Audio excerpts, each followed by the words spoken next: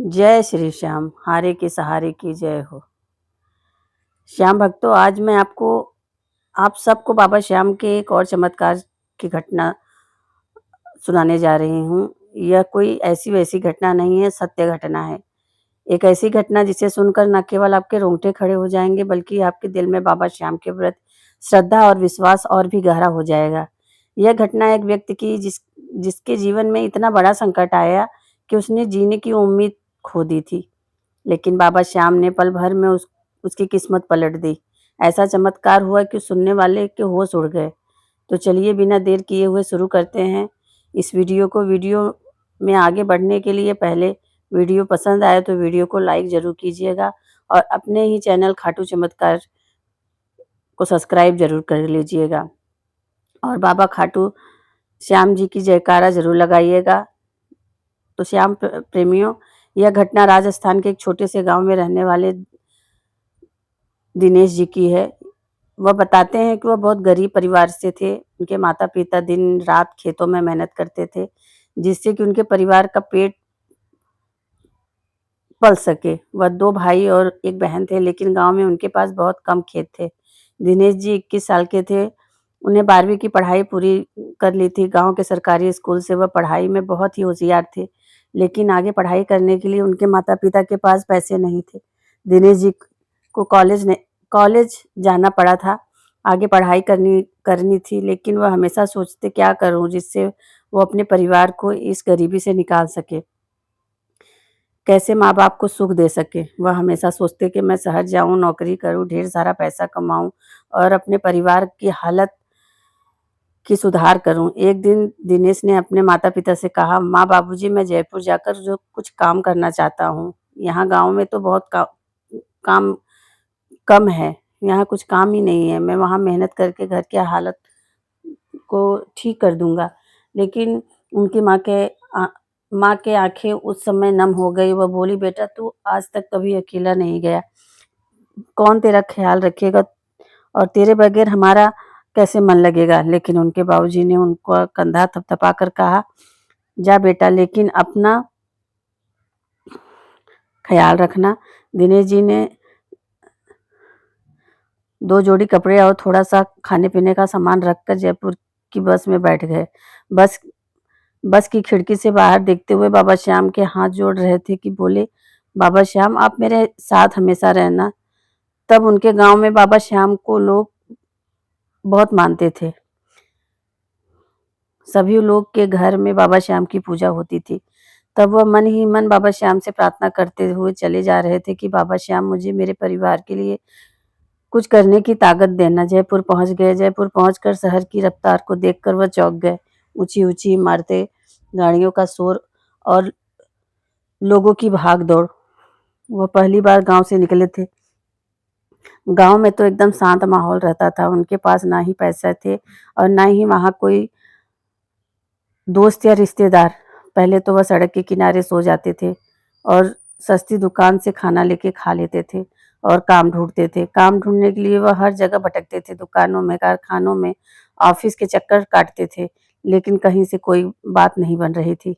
जब वो काम ढूँढते तो लोग उनसे कहते कि तजुर्बा नहीं है, डिग्री नहीं है, तुम क्या काम करोगे? दिनेश जी निराश होने लगे थे। वह हर रात सोते समय बाबा श्याम की बातें करते कहते, बाबा श्याम, मुझे हिम्मत देना, हार नहीं मानूँगा।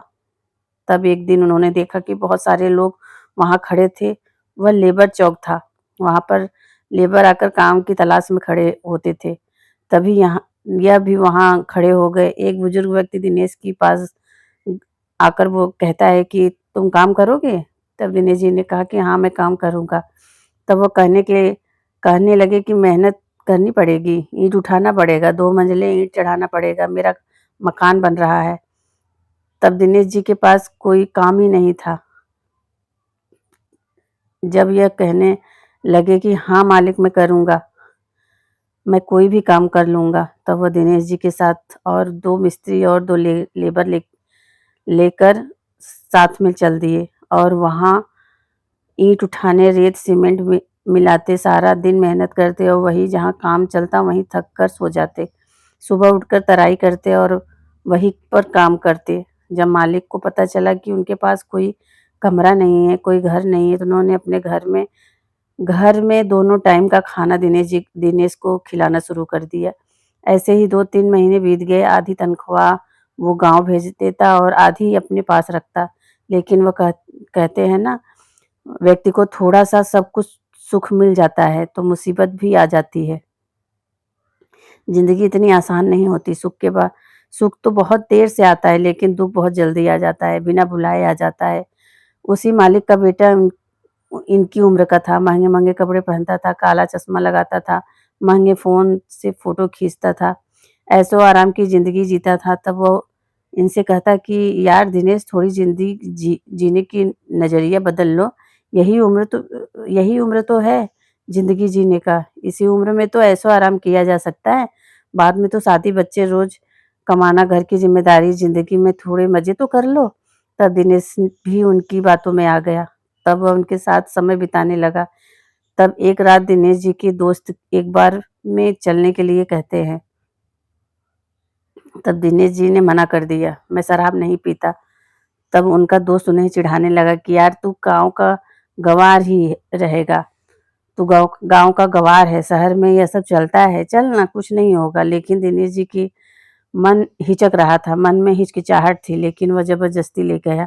तो वहाँ जाकर जब शराब की एक घूँट उन्होंने ली, तो दिनेश जी की सारी थकान दूर हो गई।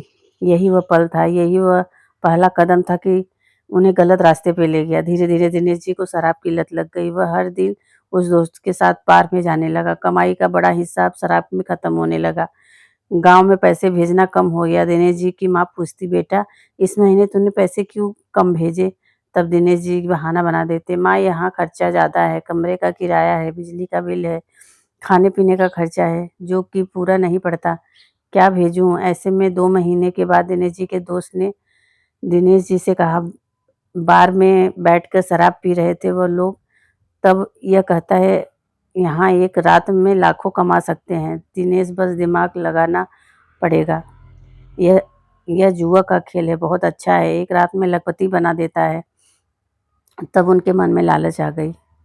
तब दिनेश जी उनके कहने पर एक रात में 2000 लगा दिए और 5000 जीत गए। तब उनके मन में लालच आया और भी बढ़ गया। वह हर रात जुआ खेलने लगे, कभी हारते तो कभी जीत जाते। दिनेश जी की ज़िंदगी अब पूरी तरह से बदल गई थी। अब वह दिनेश जी नहीं रहे, वो जो गाँव से आए थे। अब उनके मन में लालच था, आँखों में नशा था और चेहरे पे तनाव। वह मालिक कई बार दिनेश जी को समझाया कि दिनेश तू गलत रास्ते पे जा रहा है, मेरा बेटा तो बिगड़ चुका है, वह मेरी एक बात नहीं मानता, मुझसे लड़ाई करता है, लेकिन तू जब आया था तो तू बहुत भोला था, तू कैसे इस रास्ते पे चला गया? बेटा तू गलत रास्ते पे जा रहा है, समझाना मेरा काम है, आगे तेरी मर्ज़ी। मैं तो अपने बेटे को नहीं समझा पाया, तो तुझे क्या समझाऊँगा? सुधर जा। दिनेश जी कहते हैं कि उनकी बातें मुझ पर उस समय बुरी लगती थी, मेरे अंदर चिड़चिड़ापन आ गया था। दिनेश जी की हालत और भी खराब होती जा रही थी। जुए में हारने की वजह से उन्होंने दोस्त से उधार लेना शुरू कर दिया था। तब उनके दोस्त के पास भी अब पैसे नहीं बचे थे उन्हें देने के लिए। तब एक दिन दिनेश जी के दोस्त ने उनसे कहा कि तू चिंता मत कर, मैं एक व्यक्ति को जानता हूँ, वह तुझे लोन ज़रूर दे देगा। तब उन्होंने वहाँ जाकर कर्ज पर कुछ पैसे लिए, लेकिन जिसने कर्ज दिया था उनकी एक शर्त थी कि महीने का 10% ब्याज देना होगा। तब दिनेश जी ने सोचा कि एक दिन जुए में बड़ी लॉटरी लग जाएगी, तो एक बार में ही सब कर्ज चुका दूँगा। लेकिन ऐसा हुआ ही नहीं, और भी ज़्यादा हारने लग गए थे। अब तब कर्ज रुपया लाखों हो गया था और उस सेठ के गुंडे अब दिनेश जी को परेशान करने लगे थे, धमकाने लगे थे। सेठ जी धमकी देता, अगर पैसे नहीं दोगे तो तेरे गाँव में तेरे माता-पिता, भाई-बहन सबको उठा लेंगे। वह दिन-रात ना तनाव में रहते। तब जिसके यहाँ पर वह काम करते थे, तब उन्होंने अपने काम से उसे निकाल दिया, क्योंकि काम पर लोग जाकर उन्हें धमकी देने लगे थे। अब दिनेश जी के पास ना तो नौकरी थी, ना पैसे थे, ना ही कोई उम्मीद थी। वह अपने किराए के कमरे में अकेले बैठे रोते रहते थे। उन्होंने अपनी गलती याद की। वह हर तरफ से तंग आकर एक रात को अपने आप को ख़त्म करने का फ़ैसला किया। उन्होंने अपनी गलती की माफ़ी अपने माता-पिता से माँग ली, मुझे माफ़ करना मम्मी-पापा, मैं आपकी उम्मीद पर खरा नहीं उतर सका। तब उनके माता-पिता ने समझाने लगे कि बेटा निराश मत हो, कोई गलत कदम मत उठा तू। लेकिन उन्होंने फ़ोन काट दिया और यह पूरी रात बैठकर रोए। इन्होंने अपनी जान लेने तक की कोशिश की, लेकिन तब उसी टाइम वहीं पास के मंदिर में आवाज़ आई, जय श्री श्याम, जय श्री श्याम। तब ये दरवाज़ा खोलकर वहाँ देखने लगे। वहाँ पर कुछ दूर पर ही बाबा श्याम का मंदिर था। तब उन्हें याद आया कि महीनों से मैंने बाबा श्याम को हाथ नहीं जोड़ा, उनकी पूजा नहीं की, उनसे कोई बात नहीं की। तब वो कमरे में एक कोने में बैठकर घंटों रोते। वह बाबा श्याम को हाथ जोड़कर प्रार्थना कर रहे थे कि हे बाबा श्याम, मुझ पर कृपा करो, मुझे एक मौका और दे दो। मैं अपने घर की ज़िम्मेदारियाँ उठाना चाहता हूँ, मैं बहुत मजबूर हो गया हूँ।